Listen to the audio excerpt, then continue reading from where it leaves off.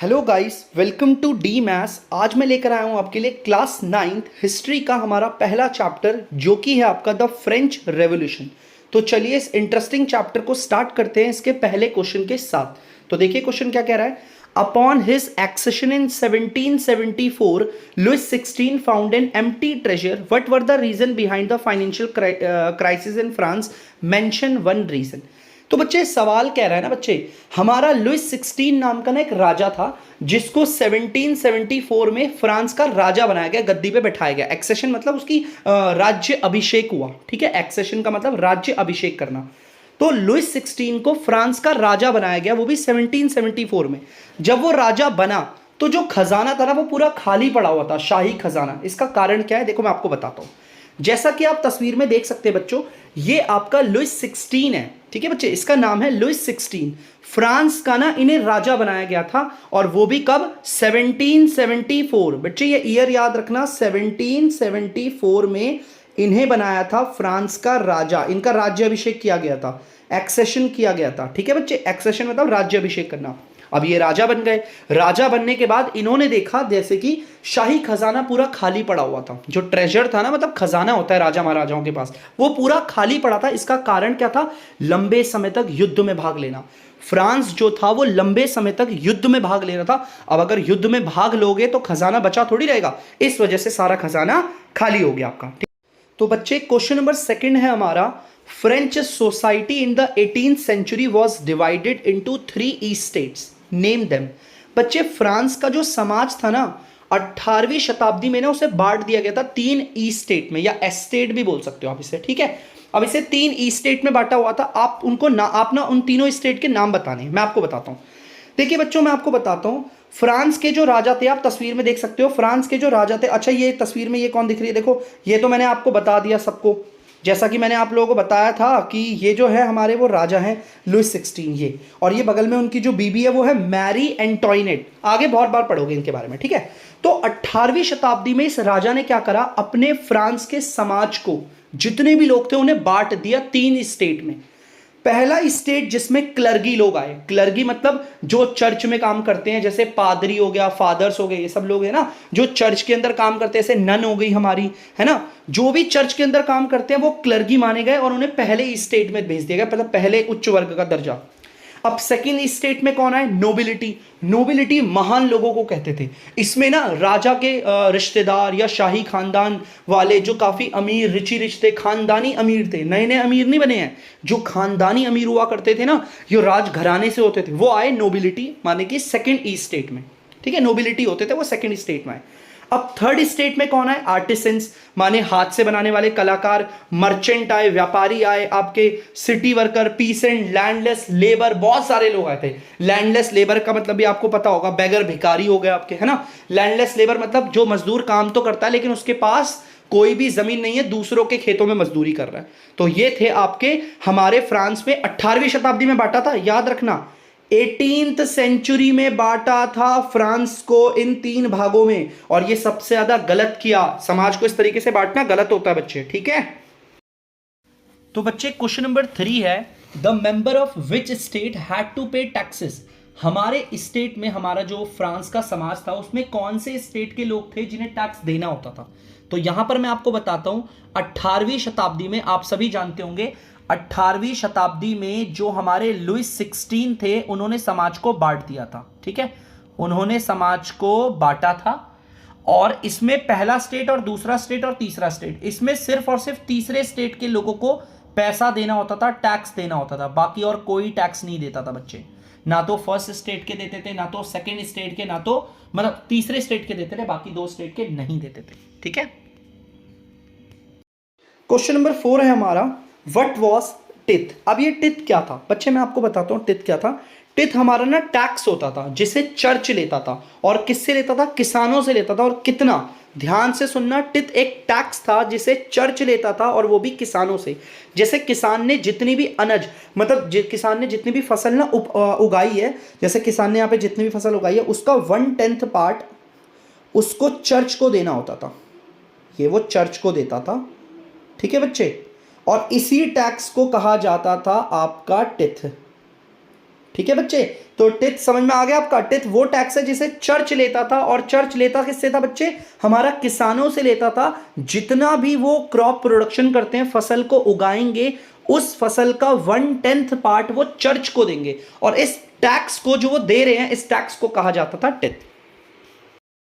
Question number 5, what led to a rapid increase in the demand for food grain in 1789? France में 1789 तक ऐसा क्या हो गया था जिसकी वजह से फूड ग्रेन, अनाज की जो डिमांड थी वो बहुत ज्यादा बढ़ गई थी बच्चों। थोड़ी बहुत नहीं बढ़ी थी, बहुत ज्यादा। तो क्या हुआ फ्रांस में 1789 में, तो बच्चे बताते हैं।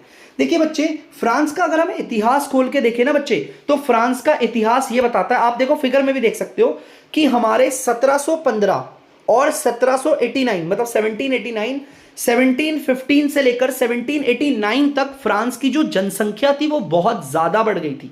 आप देख सकते हो डायग्राम में, ये काफी ज्यादा इंक्रीज करी थी। और डिमांड देखो, जाहिर सी बात है, अगर आप लोगों की जनसंख्या बढ़ेगी तो भाई डिमांड भी क्या हो जाएगी, बढ़ेगी, बढ़ेगी डेफिनेटली, है ना बच्चे। तो इसी वजह से याद रखिएगा, हमारे फ्रांस में 1715 से लेकर 1789 तक के बीच में जनसंख्या काफी तेजी से ग्रोथ करी, जिसकी वजह से फूड ग्रेन, अनाज की डिमांड भी बढ़ गई। क्वेश्चन नंबर 6 आपका, mention 2 characteristics of the middle class who emerged in the 18th century. बच्चे, 18वीं शताब्दी में राजा लुइस 16 ने पूरे समाज को बांट दिया था, पहले स्टेट में, दूसरे स्टेट में, तीसरे स्टेट में, जैसा कि आप देख सकते हो। अब ये जो दूसरे स्टेट के थे, क्वेश्चन कह रहा है कि ये जो हमारे मिडिल का क्लास के लोग हैं ना, नोबिलिटी, इनके बारे में 2 कैरेक्टर बताने हैं। देखो क्या करा था लुइस 16 ने 18वीं शताब्दी में, फ्रांस के समाज के सभी लोगों को बांटा। कुछ आए आपके पहले स्टेट में क्लर्गी लोग, मतलब पादरी, सेकंड स्टेट में नोबिलिटी आए, थर्ड स्टेट में तो मैंने आपको बताया था अर्बन वर्कर्स हो गए, और आपके पीसेंट हो गए, लैंडलेस लेबर हो गए, या बड़े बड़े बिजनेसमैन भी जो अभी हाल ही में अमीर बने हैं वो भी इसी में आते थे, तीसरे स्टेट में। तो ये जो मिडिल क्लास है ना बच्चे, देखो मिडिल क्लास, ये जो मिडिल क्लास लोग हैं, इनके बारे में हमें 2 कैरेक्टर बताने, सिर्फ 2 कैरेक्टर बताने, एक कैरेक्टर और दूसरा कैरेक्टर। तो देखो पहला कैरेक्टर क्या था इन मिडिल क्लास वालों के बारे में, ये पढ़े लिखे थे, एजुकेटेड थे, ठीक है। और दूसरा, ये लोग, ये जो प्रिविलेजेस होते हैं ना, स्पेशल अधिकार होते हैं जन्म से मिले हुए, ये इसके खिलाफ थे।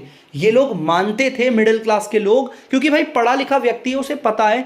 कुछ लोगों को देखो ध्यान से इस तस्वीर में, फर्स्ट स्टेट और सेकंड स्टेट के लोगों को तो क्या मिल रहा है, बचपन से स्पेशल अधिकार मिल रहे हैं, बर्थ प्रिविलेज मिल रहे हैं, जन्म से अधिकार। लेकिन तीसरे स्टेट के लोगों को ऐसा कुछ भी नहीं मिल रहा, तो ये तो गलत है ना। तो इसीलिए मिडिल क्लास के लोग पढ़े लिखे थे, और वो चाहते थे कि हमारा जो प्रिविलेजेस है, ये जो जन्म से अधिकार दिए जाते हैं ना स्पेशल किसी किसी को, ये बंद होना चाहिए, ठीक है बच्चे। Question number 7, who wrote 2 treatises of government, how did the author express himself in this book? तो बच्चे बड़ा सिंपल सा सवाल है, 2 treatise की ऑफ जो 2 treatise of government एक किताब है, ये किताब किसने लिखी, और साथ ही साथ इस किताब के लेखक ने इस किताब में अपने बारे में अपने विचार क्या लिखे। तो बच्चे ध्यान से सुनिए, 2 treatise of government, ये दिख रही है आपको किताब, ये किताब जो थी वो लिखी थी जॉन लॉक ने, ठीक है। आप नीचे नाम भी पढ़ सकते हो उनका, जॉन लॉक ने इस किताब को लिखा था। एक बार तस्वीर दिखाता हूं मैं आपको, ये हैं आपके जॉन लॉक। आप लोगों की एनसीईआरटी बुक में इसका इनका मतलब वो पिक्चर भी दे रखी है बच्चे। तो 2 treatise of government की जो किताब थी वो जॉन लॉक ने लिखी थी। अब मैं बताता हूं इस ऑथर ने, इन लेखक ने अपनी किताब में क्या बताए अपने विचार। देखो पहला विचार इनका क्या था, डॉक्ट्रिन ऑफ डिवाइन को खत्म करो। डॉक्ट्रिन ऑफ डिवाइन क्या होता था बच्चे, इसमें ना ये होता था कि लोग ना राजा को खुदा मानने लगते थे, भगवान का दर्जा देते थे। तो ये कहते थे जॉन लॉक, ये गलत है। डॉक्ट्रिन ऑफ डिवाइन, राजा को गॉड की जगह पर हम नहीं रख सकते, वो राजा है यार, इंसान है हमारी तरह, it's not a God, he is not a God यार, हम उसे गॉड नहीं समझ सकते थे। तो डॉक्ट्रिन ऑफ डिवाइन ये था। और दूसरा बच्चे, एब्सोल्यूट राइट ऑफ मोनार्क, मतलब कि सारी की सारी ताकत राजा के पास हो, ये भी चीज के वो बहुत सख्त खिलाफ थे। मोनार्क का मतलब होता है राजा। तो हमारे जॉन लॉक के 2 विचार जो उन्होंने अपनी किताब में डाले, पहला डॉक्ट्रिन ऑफ डिवाइन, राजा को खुदा का दर्जा नहीं देना चाहिए। दूसरा आपका, राजा के पास पूरी की पूरी ताकत नहीं होनी चाहिए। ये दोनों के दोनों विचार उन्होंने अपनी किताब 2 treatise of government, यही 2 treatise of government में लिखे थे, ठीक है बच्चे। क्वेश्चन नंबर 8 है, who wrote the spirit of loss. The spirit of law की जो किताब थी वो किसने लिखी थी, और दूसरा सवाल, what did the author propose in this book, और जो लेखक थे इस किताब के, उन्होंने इस किताब में अपने क्या विचार लिखे। तो बच्चे मैं आपको बताता हूं, आप देख सकते हो the spirit of law.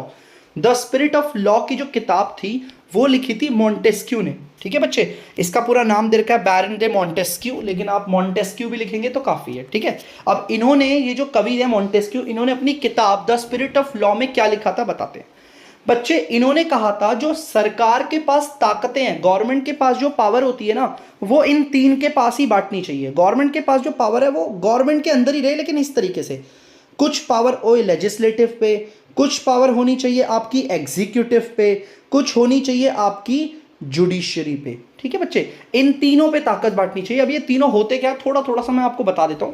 Legislative वो जो कानून बनाते हैं, एग्जीक्यूटिव वो जो कानून को समाज में लागू करवाते हैं, और जुडिशियल वो जो कानून अगर कोई तोड़ेगा, उसका अवहेलना करेगा या कोई अन्याय करेगा तो उसका सारा का सारा हिसाब किताब जुडिशियल करेंगे। ठीक है बच्चे, तो ये था उनका। Question number 9, what was the east states general. ये ईस्ट स्टेट्स जनरल क्या होता था। तो बच्चे मैं आपको बताऊं, ये जो ईस्ट स्टेट जनरल है ना, ये एक सभा होती थी। ये एक सभा होती थी जिस सभा को कंट्रोल करते थे राजा लुइस 16। आप देख सकते हो सभा है और यहां पर राजा बैठे हुए हैं, देखो ध्यान से, सभा है और यहां पर राजा बैठा हुआ है, लुइस 16 वो कंट्रोल करता था। ये जो सभा लगा रखी है ना, इसका नाम होता था ईस्ट स्टेट आपका जनरल, इस पूरी सभा का नाम था। इसमें आपके तीनों वर्ग के लोग आते थे। पहले स्टेट के लोग जिसमें क्लर्गी वो होते थे वो भी आते थे, सेकंड स्टेट के नोबिलिटी भी आते थे, और तीसरे स्टेट के आर्टिसन, पीसेंट, लैंडलेस लेबर सब इस सभा के अंदर आते थे। और इस सभा को पूरा कंट्रोल करता था कौन, लुइस 16 राजा। क्वेश्चन नंबर 11 है, what did the representatives of the third east state demand in the assembly of the east state general. सवाल कह रहा है जो ईस्ट स्टेट जनरल की सभा होती थी, उस सभा में तीसरे स्टेट के लोगों ने क्या डिमांड करी, क्या मांग करी राजा से, तो बताते हैं बच्चों। आप देख सकते हो ये आपकी ईस्ट स्टेट जनरल की असेंबली है, मतलब कि ये सभा है वहाँ की, सारे लोग यहाँ पर बैठे हुए हैं। यहाँ पर जो थर्ड स्टेट के लोग थे बच्चे, जो तीसरे स्टेट के लोग थे, उन्होंने डिमांड क्या करी थी, उन्होंने मांग करी थी एक आदमी और एक वोट। फ्रांस में ना पहले ऐसा नहीं होता था। फ्रांस में ऐसा होता था कि पहले स्टेट और दूसरे स्टेट के लोगों, जो उन लोगों के वोट की वैल्यू होती थी वो बहुत ज़्यादा होती थी, और तीसरे स्टेट के लोगों की वोट की वैल्यू बहुत कम होती थी। इसीलिए इन लोगों की मांग थी, इस ईस्ट स्टेट असेंबली में इन लोगों ने डिमांड करी, तीसरे स्टेट के लोगों ने, कि भैया हमारा एक आदमी एक वोट माना जाएगा सबका। Question number 12, what happened when Louis 16 rejected the proposal of the third East State। देखो बच्चों क्या हुआ, देखो आपको पता है ईस्ट स्टेट जनरल मतलब ये सभा लगी थी, है ना, ईस्ट स्टेट जनरल की। इसमें तीसरे स्टेट के लोगों ने राजा से मांग करी एक आदमी एक वोट, लेकिन लुइस 16 ने इस मांग को खारिज कर दिया, मतलब मना कर दिया। तो क्या हुआ, जब लुइस 16 ने तीसरे स्टेट के लोगों की डिमांड को डिनाई कर दिया कि मैं नहीं मानता आपकी बात, तो क्या हुआ, सारे के सारे लोग बाहर उठकर चल दिए और प्रदर्शन करने लगे। Question number 13, what was the main objective of the national assembly. बच्चे देखो, जैसे ईस्ट स्टेट जनरल की सभा थी ना, वैसे एक बनाई नेशनल असेंबली। अब ये नेशनल असेंबली का उद्देश्य क्या था, सबसे बड़ा मकसद। तो बच्चे जो नेशनल असेंबली, मैं फिर से कह रहा हूं आपको, नेशनल असेंबली अलग है और ईस्ट स्टेट जनरल की सभा अलग है। ईस्ट स्टेट जनरल की सभा को तो लुइस 16 कंट्रोल करता था, ठीक है बच्चे। तो ये जो नेशनल असेंबली है ना, लोगों की बनाई हुई, इस असेंबली को बनाने का उद्देश्य था कि राजा की जो ताकत है, ये जो आपका दिख रहा है ना राजा की ताकत को कम किया जा सके, उसकी ताकत को खत्म किया जा सके, ठीक है बच्चे। तो बच्चे question number 14, who were entitled to vote under the constitution of 1791। तो बच्चे यहाँ पर बोला हुआ है फ्रांस में ना कानून बनाया गया था 1791 में, उस कानून के तहत कौन लोग वोट डाल सकते थे। तो बच्चे फ्रांस का जो संविधान बना था ना, कॉन्स्टिट्यूशन था 1791 में जो बना था, इसके तहत सिर्फ आदमी वोट डाल सकते थे, और वो आदमी जिनकी उम्र 25 से ऊपर होगी, 25 प्लस होगी, ठीक है। एक तो आदमी होना चाहिए 25 से ऊपर, और दूसरा ये लोग टैक्स देने चाहिए। ये नहीं कि आदमी हो 25 साल के तो आप वोट डाल सकते हो, नहीं, वो आदमी 25 साल का या 25 साल से ऊपर जो टैक्स देता हो, और कितने रुपए टैक्स देता हो, जितना एक लेबर 3 दिन की दिहाड़ी जो होती है ना लेबर की, एग्जाम्पल के तौर पे मैं आपको समझाता हूँ। जैसे ये लेबर जो है वैसे एक दिन में 100 रुपये कमाते हैं, एक दिन में अगर ये 100 रुपये कमाते हैं तो 3 दिन में आपको पता है कितने रुपए कमा लेंगे, 3 दिन में हो जाएगा इनका 300 रुपये, है ना, इनकी 3 दिन की वेजेस। जितना लेबर 3 दिन में कमाता है उतना ही उसको आदमी को टैक्स पे करना पड़ेगा। एग्जाम्पल के तौर पे जैसे इस तस्वीर में मान लो आपको जो लेबर है एक दिन में 100 रुपये कमा रही है, तो 3 दिन में 300 रुपये कमाएगी। तो 300 रुपये क्या है, 3 दिन की वेजेस 300 रुपये टैक्स के रूप में अगर वो देगा आदमी, तब जाकर उसे वोट देने का अधिकार मिलेगा। समझते रहना मैंने क्या बोला, एक तो आदमी 25 साल से ऊपर होना चाहिए, और वो टैक्स कितना देगा, जितना लेबर जो आपके मजदूर होते हैं 3 दिन में कमाते हैं ना, उतना वो उसको टैक्स देना पड़ेगा, तब जाकर आदमी वोट डाल सकता है। और ये कानून कौन सा था, कॉन्स्टिट्यूशन ऑफ 1791, जो फ्रांस का कानून बना था ना, इसके तहत है। Question number 15, why were images and symbols used in the 18th century France? मतलब 18वीं शताब्दी में फ्रांस में इमेज और सिंबल का इस्तेमाल क्यों किया जाता था, तो मैं आपको बताता हूँ। बच्चे आप जानते हो 18वीं शताब्दी में, मैंने आपको बताया भी था कि 18वीं शताब्दी में जो लुइस 16 राजा था उसने पूरे समाज को बांट दिया था, पहले स्टेट के लोग, दूसरे स्टेट के, और ये रहा तीसरे स्टेट के लोग। तो बच्चे मैं आपको बताऊं ना, फ्रांस में मेजॉरिटी में कौन थे, मेजॉरिटी का मतलब है फ्रांस में ज्यादा संख्या किसकी थी, इन तीसरे स्टेट के लोगों की थी। ठीक है बच्चे, अब ये जो तीसरे स्टेट के लोग थे ना, ये मेजॉरिटी थी, और देखो डायग्राम से भी दिख रहा है मेजॉरिटी में है।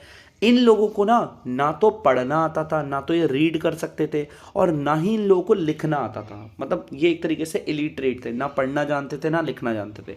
अब इनको चीज़ें समझाने के लिए, जनता को चीज़ें बताने के लिए सिंबल का इस्तेमाल किया जाता था, चिन्ह का, जैसे टूटी हुई चेन हो गया, या ये रॉड्स के बंडल हो गए, इस तरीके से ना, मतलब यहाँ पर क्या करते थे, चिन्ह का इस्तेमाल। जैसे ये लॉ टैबलेट हो गया, इसके बारे में भी अभी आप पढ़ोगे, लॉ टैबलेट हो गया, तो ये सिंबल का इस्तेमाल किया जाता था ताकि इनके दिमाग में चीज़ों को डाला जा सके। अब ये लिख और पढ़ तो नहीं सकते कि हम पर्चा छपा के दीवार पे चिपका दें, और जो तीसरे स्टेट के लोग हैं वो आते जाते उस पर्चे को पढ़े और चीज़ें समझे। लिखना पढ़ना तो जानते नहीं, इसीलिए हम इन सिंबल का इस्तेमाल करके इनके दिमाग में चीज़ें डाला करते थे। ठीक है, क्वेश्चन नंबर 16, व्हाट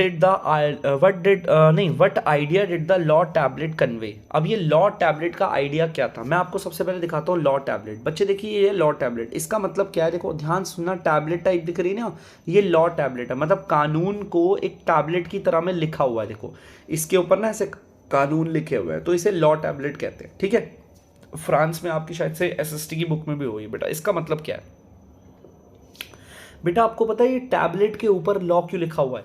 जिस तरीके से गोली किसी भी चीज का भेदभाव किए बिना अपने मरीज को आराम देती है, देखा है ना आपने, गोली कभी ये नहीं देखती कि अमीर पे ज्यादा असर करेगी, गरीब पे कम असर करेगी। गोली जो है वो किसी तरीके का कोई भेदभाव नहीं करती, वो सब पे बराबर का एकदम वो करती है असर। सेम उसी तरह टैबलेट के ऊपर लॉ लिखने का मतलब यहां पर है, जो कानून यहां पर बना है फ्रांस में, वो सबके लिए बराबर है, किसी के लिए नहीं है कि ज्यादा असरदार होगा, किसी के लिए कम असरदार होगा। तो लॉ टैबलेट का संदेशा ये था लोगों के लिए। बच्चे question number 17, who were the members of the Jacobin club? Jacobian जो क्लब था उसके मेंबर्स कौन कौन थे? तो बच्चे मैं आपको बताता हूं, जो जैकोबिन क्लब था ना बच्चों, उसके मेंबर थे आपके इस तरीके से शॉपकीपर, दुकानदार थे उसके अंदर। इस क्लब के अंदर ग्रुप था जैकोबिन क्लब करके, इसके अंदर दुकानदार थे इसके मेंबर, ये शू मेकर थे, जूता बनाने वाले लोग, और आपके पेस्ट्री कुक थे, ये जो पेस्ट्री बनाते हैं। इसके साथ साथ वॉच मेकर हो गया, जो घड़ी बनाते हैं, और आपके थे डेली वेजेस वर्कर, वो मजदूर जो डेली काम करके पैसे लेते हैं, जैसे सुबह काम किया, सुबह से लेकर शाम तक काम किया और शाम को पैसे ले लिए, इसे कहते हैं डेली वेज वर्कर। तो ये सारे के सारे जो थे ना, वो जैकोबिन क्लब के मेंबर थे। Question number 18, who was the leader of the Jacobin club? Jacobin club का सबसे बड़ा लीडर, उसका नेता कौन था? तो बच्चे आप देख सकते हो तस्वीर में, जैकोबिन क्लब का जो सबसे बड़ा लीडर था ना, वो थे मैक्सिमिलियन रॉब्सपियर। ठीक है बच्चे, तस्वीर ध्यान से देख लेना, इनके बारे में भी हम आगे पढ़ेंगे। मैक्सिमिलियन रॉब्सपियर जो थे वो जैकोबिन क्लब के लीडर थे, बड़े नेता थे उसके। Question number 19, what happened in France on 21 September 1792? 21 सितंबर 1792 को फ्रांस में क्या हुआ था? तो बड़ा इंटरेस्टिंग है बच्चों, ध्यान से देखना बच्चे। ऊपर तस्वीर में देखो, आप देख सकते हो टाइम लगा हुआ, डेट लिखी हुई है 21 सितंबर 1792। तो बच्चे इसमें हुआ क्या था? इसमें बनाई गई थी आपकी एक नेशनल असेंबली, इलेक्टेड असेंबली। ये जो सभा आपको दिख रही है ना बच्चे, ये इलेक्टेड है। इलेक्टेड का मतलब यहां पर हर एक व्यक्ति वोटों द्वारा चुना गया हुआ है, ठीक है। इसको नाम दिया गया कन्वेंशन। क्या नाम दिया गया बच्चे? कन्वेंशन नाम दिया इसको, इस असेंबली को कन्वेंशन। तो जैसा कि मैंने आपको बताया था, एक असेंबली कौन सी थी? एक असेंबली थी आपकी ईस्ट स्टेट जनरल की, जिसको लुइस 16 लगवाता था और कंट्रोल भी वही करता था। ये जो असेंबली है इसका नाम है कन्वेंशन। और मैंने आपको क्या बताया, ये असेंबली जो थी वो लुइस 16 नहीं लगाता था, ये इलेक्टेड थी, लोगों द्वारा चुनी गई थी, ठीक है बच्चे। अब बच्चे क्या हुआ, इस असेंबली को लगाया गया है ना, एक तो ये असेंबली बनाई गई, और असेंबली बनाने के बाद क्या करा, मोनार्क की पावर को पूरा अबॉलिश किया गया, मतलब कि राजतंत्र को खत्म कर दिया गया, कोई राजा वाजा नहीं होगा, राजतंत्र पूरा खत्म किया गया। और साथ ही साथ फ्रांस को रिपब्लिक घोषित कर दिया गया, मतलब अब फ्रांस में रिपब्लिक है, यहां पर जनता की चलेगी, यहां पर कोई राजतंत्र नहीं होगा। तो ये डेट ना बच्चे याद रखना, मैं आपको फिर बता रहा हूं, 21 सितंबर 1792। तो यहां पर क्या क्या हुआ था मैंने बताया आपको। एक तो यहां पर असेंबली बनाई गई थी, इस असेंबली का नाम था कन्वेंशन। ये एक इलेक्टेड असेंबली थी, और हमारे राजतंत्र को खत्म किया गया, मोनार्की को अबॉलिश कर दिया गया, और साथ ही साथ फ्रांस को रिपब्लिक। क्वेश्चन नंबर 20 है बच्चे, what consequences did Louis 16 and his queen face after France became a republic in 1792? जैसा कि हम सब जानते हैं कि 1792 में हमारा फ्रांस रिपब्लिक घोषित कर दिया गया था, मतलब अब यहां जनता की चलेगी। तो जैसे ही फ्रांस को रिपब्लिक घोषित किया गया, उसके बाद लुइस 16 राजा और उसकी रानी मैरी एंटोइनेट के साथ क्या हुआ? तो बच्चे मैं आपको बताता हूं, आप देख सकते हो फ्रांस को ना रिपब्लिक घोषित किया गया था 1792 को, ठीक है बच्चे। 1792 में फ्रांस को रिपब्लिक घोषित कर दिया गया। अब रिपब्लिक घोषित करने के बाद क्या हुआ बच्चे, यहां पर क्या था, कोर्ट में पेशी की गई। कोर्ट होता है ना, कोर्ट, अदालत। अदालत में राजा लुइस 16, राजा नहीं बोलूंगा अब मैं उसे, क्योंकि अब तो रिपब्लिक घोषित हो गया ना फ्रांस, अब यहां पर जनता की चलती है, राजतंत्र खत्म। तो बच्चे लुइस 16 को कोर्ट में लेकर गए, और कोर्ट में ना उसके ऊपर एक चार्ज लगा आपका यहां पर ट्रेसन का। इसका मतलब होता है देशद्रोही, जिसने देश में अपने देश फ्रांस के अंदर उसने काफी ज्यादा गलत व्यवहार किया था, लोगों को परेशान किया, उसे देशद्रोही का आरोप दिया गया। और देशद्रोही का आरोप के देते तहत उसको मृत्यु की सजा सुनाई गई। ध्यान से सुनना, मृत्यु की सजा सुनाई गई। और 21 जनवरी, ध्यान से सुनिए, 21 जनवरी, यहां पर मैं लिख रहा हूं 21 जैन 1793, ये डेट याद रखना। 21 जनवरी 1793 को बीच समाज में ले जाकर उसे गुइलोटाइन की सजा दे दी गई। बहुत बच्चे जानते नहीं होंगे सर ये गुइलोटाइन कौन सी सजा है, तो बच्चे तस्वीर में मैं आपको दिखाता हूं, ध्यान से देखना। सर को धड़ से अलग कर दिया, देखो तस्वीर में, देखो लुइस 16 का सर पकड़ के खड़ा हुआ है नहीं, तो गुइलोटाइन की सजा सर धड़ से अलग करने वाली होती थी। ये जो पूरा सेटअप बना रखा है ना लकड़ी का, ये पूरा जिससे सर कटता है, इसे गुइलोटाइन कहते थे। इस सजा का नाम भी गुइलोटाइन ही है। तो बच्चे याद रखना, लुइस 16 को क्या करा, समाज बीच बाजार में ले जाकर अदालत ने बोला इसे एग्जीक्यूट करो, इसे मार दिया जाए। और मारा कैसे, बीच बाजार में ले जाकर इसे गुइलोटाइन कर दिया गया। और कमाल की बात तो ये, इसके कुछ समय बाद जो इनकी बेगम थी ना, मैरी एंटोइनेट, रानी जो थी, है ना, थी, अब तो नहीं है फिर, तो मैरी एंटोइनेट को भी सेम इसी तरीके से जबरन ले जाकर गुइलोटाइन की सजा दी। देख सकते हो आप तस्वीर में, मैरी एंटोइनेट है, इसको भी सजा दे दी थी, ठीक है। और मैं आपको एक चीज बता दूं बच्चे, ये जो आपके लुइस 16 को गुइलोटाइन की सजा सुनाई है, आपको सजा पता चल गई होगी, 21 जनवरी 1793 को दी, है ना बच्चे। ये प्लेस था द कॉनकॉर्ड, ठीक है, याद रखना, प्लेस का नाम याद रखना, किस जगह पर थी, अब ये भी पता होना चाहिए ना बच्चों को, ये था इस जगह पर कॉनकॉर्ड, ठीक है। आप तो आंसर में भी देख सकते हैं। तो यहां पर इन्हें सजा सुना दी गई थी, ठीक है बच्चे। नंबर बच्चे 21, mention the period that is referred to as the reign of terror in France. तो बच्चे सवाल आपका कह रहा है फ्रांस में वो कौन सा समय था जिसे रीन ऑफ टेरर कहा गया, मतलब दहशत का समय। तो वो कौन सा समय काल है जिसे फ्रांस के अंदर रीन ऑफ टेरर के नाम से जाना जाता है? तो बच्चे मैं आपको बताता हूं, 1793 से लेकर 1794 ये जो पूरा समय काल है इसे रीन ऑफ टेरर कहा जाता है, आतंक और दहशत का समय। फ्रांस में इस वक्त लोग बहुत डरे रहते थे, इसीलिए इसे रीन ऑफ टेरर कहा गया इस समय को। बच्चे क्या हो गया था सर इसमें ऐसा, आपको आगे आगे धीरे धीरे पता चल जाएगा बच्चे, ठीक है। तो चलिए बढ़ते हैं अगले क्वेश्चन पे।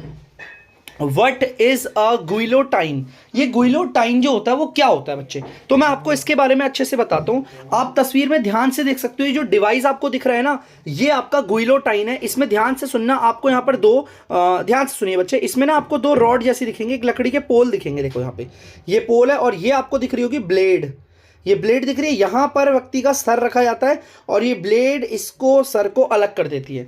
तो ये गिलोटाइन एक ऐसा डिवाइस है जिससे इंसान को मौत के घाट उतारा जाता था, उसका सर धड़ से अलग कर देना।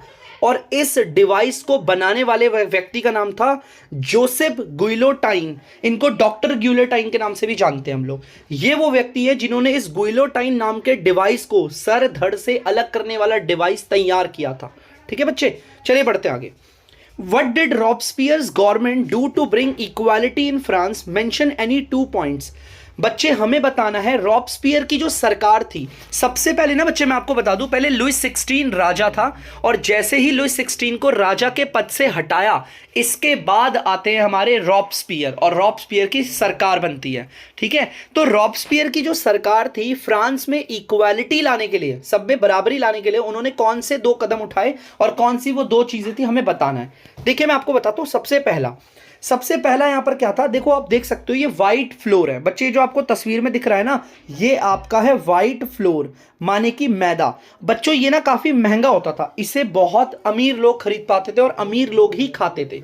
अब रॉब्सपियर की सरकार तो समाज में इक्वालिटी लाना चाहती है, समानता लेकर आना चाहती है, तो उन्होंने सबसे पहले इसे फॉरबिडन किया, इस पे रोक लगाई कि भाई इस व्हाइट फ्लोर को कोई नहीं खा सकता, इसे मार्केट से हटाया जाए। मार्केट में जब व्हाइट फ्लोर होगा ही नहीं तो अमीर इसे थोड़ी खा पाएंगे, है ना। तो ये हटाया गया। ऐसा क्यों किया?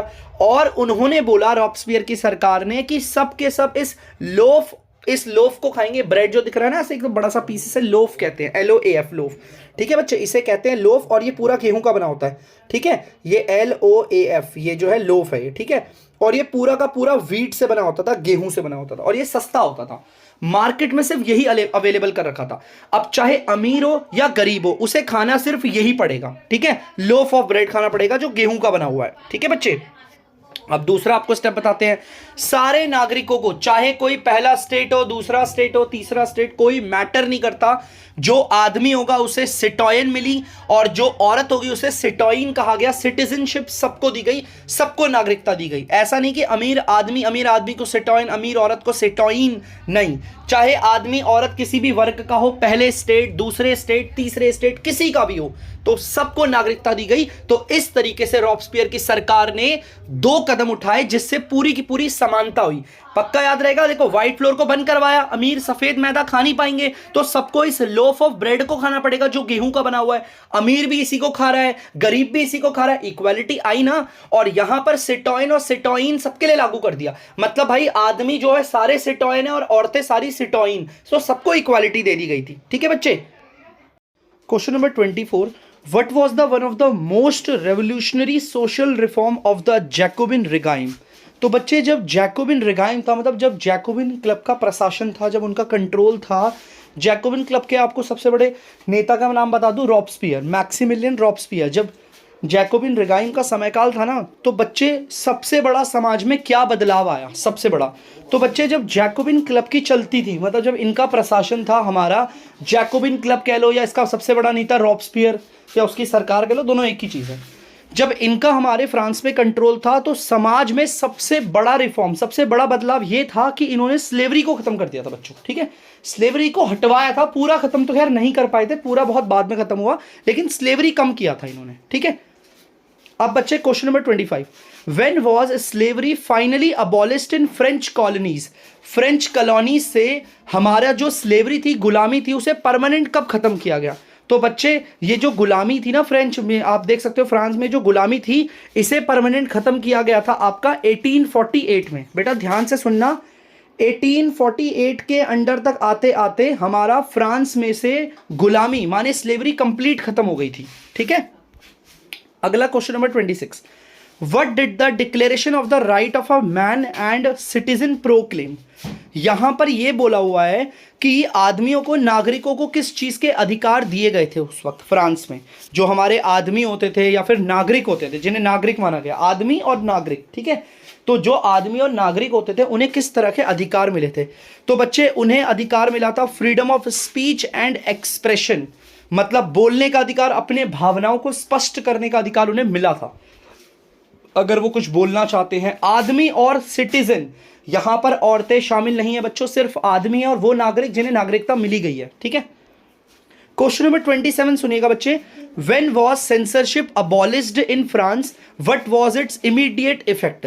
सेंसरशिप को फ्रांस में से कब हटाया गया और इसका प्रभाव क्या था। सबसे पहले बच्चों मैं आपको सेंसरशिप के बारे में बताता हूं। सेंसरशिप होती क्या है बच्चे। सेंसरशिप का मतलब, जो लुइस 16 फ्रांस का राजा था, उसने मीडिया पे, पत्रकारों पे, मैगजीन वालों पे, अखबार वालों पे, इन पे ना रोक टोक लगा रखी थी कि तुम लोग जो मर्जी छापो फ्रांस के बारे में, मगर राजा माने कि लुइस 16 के खिलाफ में कुछ भी नहीं, मेरे बारे में कुछ भी नहीं छाप सकते। राजा ने ये बोला था, इसे बोला गया था सेंसरशिप। तो बच्चे ये हटाई, और इसके हटाने के बाद क्या हुआ, इसके हटाने के बाद मैगजीन छपी। जब लुइस 16 ने 1789 में ना, जब लुइस 16 ने सेंसरशिप हटाई, उसने सेंसरशिप हटा दी, अब जिसको जो छापना है छापो। इसके बाद मैगजीन्स छपी और मैगजीन्स में लुइस 16 के खिलाफ छापा गया, आपके पैम्पलेट छपे, किताबें छपी, और चारों तरफ फ्रांस के अंदर बाढ़ आ गई। क्योंकि पहले पहले लोग डर के मारे छापते नहीं थे लुइस 16 के बारे में कि यार हम तो सेंसरशिप लगा रखी है, हम कुछ गलत छापेंगे तो लुइस 16 हमें मार देगा। लेकिन जैसे ही हमारा सेंसरशिप को हटाया गया तो हमारी मैगजीन्स छपी, दबाकर छपी, सबने लिखा लुइस 16 के अत्याचारों के बारे में, पैम्पलेट छपे, बुक्स छपी, और इस तरीके से फ्रांस में एक बाढ़ सी आ गई, लगा लो पूरी ना, चारों तरफ एक बाढ़ आ गई फ्रांस में इस चीज की, चारों तरफ फैल गया और लोगों ने पढ़ा, लोग पढ़ने लगे जो लोग पढ़ सकते थे, नहीं तो लोगों ने तस्वीरें देखी, लोगों को पता चला ये लुइस 16 कितना बेकार व्यक्ति है। Question number 28, how did people initially view Napoleon Bonaparte, why did their opinion change soon afterward. सबसे इसमें यहाँ पे दो सवाल है। सबसे पहला, नेपोलियन बोनापार्ट को शुरुआती तौर पे लोगों ने किस तरीके से पहचाना, लोगों ने कैसे नजरिए से देखा नेपोलियन बोनापार्ट को, और बाद में फिर लोगों की राय नेपोलियन को लेकर बदली क्यों। तो बच्चे ये जो आपको तस्वीर में व्यक्ति दिख रहे हैं, इनका नाम है आपका नेपोलियन बोनापार्ट। नाम शक्ल ध्यान से देख लो, नेपोलियन बोनापार्ट नाम है इनका। ठीक है, तो बच्चे जब ये शुरुआती तौर पे आए थे ना हमारे फ्रांस के अंदर, तो लोगों ने इन्हें अपना प्रोटेक्टर समझा, लोगों ने सोचा ये हमारे रक्षक है, ये नेपोलियन बोनापार्ट जो है ये हमारे समाज में जो है, दिख रहा है नेपोलियन बोनापार्ट, लोगों ने सोचा ये हमारे समाज में आया और हमारी रक्षा करेगा, ये समाज को बदलेगा, चीजों को हमारे ढंग से बनाएगा। लेकिन बाद में इन्हें पता चला कि भाई नेपोलियन तो बाकी राजाओं की तरह ही है। हालांकि शुरुआती तौर में नेपोलियन ने काफी अच्छे काम किए थे, जैसे हम पढ़ेंगे भी, मगर बाद में नेपोलियन के बारे में पता चला कि भैया इसकी सेना जो है इन्वेडेड है, ये अत्याचारी लोग हैं। इन्वेडेड सेना का मतलब मैं आपको बताता हूं, नेपोलियन अपनी सेना के साथ जगह किसी भी जगह जाकर हमला करता था और वहां पर उसे अपने कंट्रोल में ले लेता था। तो इससे लोगों को इसके लालच के बारे में पता चला। ठीक है बच्चे, तो बच्चे क्वेश्चन नंबर हमारा 29, what was the impact of the French revolution on the colonised people in different countries of the world. मतलब कि जब फ्रांस के अंदर क्रांति चल रही थी तो बाकी दुनिया के देशों में, अलग अलग देशों में इस क्रांति का क्या असर पड़ा। तो बच्चे आप लोग देख सकते हो ये पूरा वर्ल्ड का मैप है, अलग अलग देश है। जैसे ही फ्रांस के अंदर क्रांति हुई, फ्रांस में जैसे ही क्रांति हुई तो इस क्रांति का असर चारों तरफ के इलाकों पे गया। फ्रांस में क्रांति हुई, चारों तरफ इसके इलाकों में गया। देखो ये रहा फ्रांस, आप देख सकते हो ये फ्रांस है आपका। जैसे ही फ्रांस में क्रांति हुई ना तो इसके आसपास के पड़ोसी मुल्क दिख रहे हैं आपको, ये जितने भी इसके पड़ोसी मुल्क हैं, इन सब के अंदर एक अग्नि की ज्वाला जगी कि भैया अगर फ्रांस क्रांति करके अपने आप को आजाद कर सकता है, अपने आप को रिपब्लिक बना सकता है, तो हम क्यों नहीं क्रांति करके अपने आप को आजाद करें। तो फ्रांस की क्रांति ने सबको एक उदाहरण दिया और चारों तरफ क्रांति का माहौल बनाया। तो बच्चे अब अगला क्वेश्चन हमारा 30 है, who was the king at the time of revolution took place in France in 1789। तो बच्चे सवाल कह रहा है जब फ्रांस में क्रांति हुई 1789 को, ये सन है जिसमें क्रांति हुई थी, तो क्रांति के दौरान फ्रांस में राजा कौन था। तो बच्चे आप तस्वीर में देख सकते हो फ्रांस के अंदर क्रांति चल रही है, ईयर है आपका 1789, इस टाइम पे क्रांति हुई थी। चालू। तभी तो सेंसरशिप भी इसी वक्त हटा, लोगों ने विद्रोह किया, क्रांति करी, सेंसरशिप हटा दी थी। तो 1789 में जब क्रांति हुई थी तो उस वक्त यहाँ का राजा था लुइस 16। देख सकते हो तस्वीर में, मैंने आपको इसके बारे में पहले भी बताया था। लुइस 16 राजा थे उस वक्त। ठीक है बच्चे, तो चलिए अब आगे बढ़ते हैं। अब हमारा 31 क्वेश्चन बच्चे हमारा, वो introduce reign of terror and where. Reign of terror, दहशत का समय कौन लेकर आया और कहां पर लेकर आया? दहशत का समय लेकर आए थे ये मैक्सिमिलियन रॉबस्पियर, ये लेकर आए थे दहशत का समय। और कहां लेकर आए थे? फ्रांस के अंदर लेकर आए थे दहशत का समय। इन्होंने उस वक्त माहौल ऐसा बना दिया कि लोग डर डर के रहने लगे बच्चों। ठीक है, तो आई होप आपको मेरी वीडियो पसंद आई होगी। तब तक के लिए आप इसे पढ़िएगा, मैं आपके लिए इसके लिए शॉर्ट आंसर टाइप और लॉन्ग आंसर टाइप की भी वीडियोस लेकर आऊंगा। तो ठीक है बच्चों, इसे कर लीजिए अच्छे से आप लोग।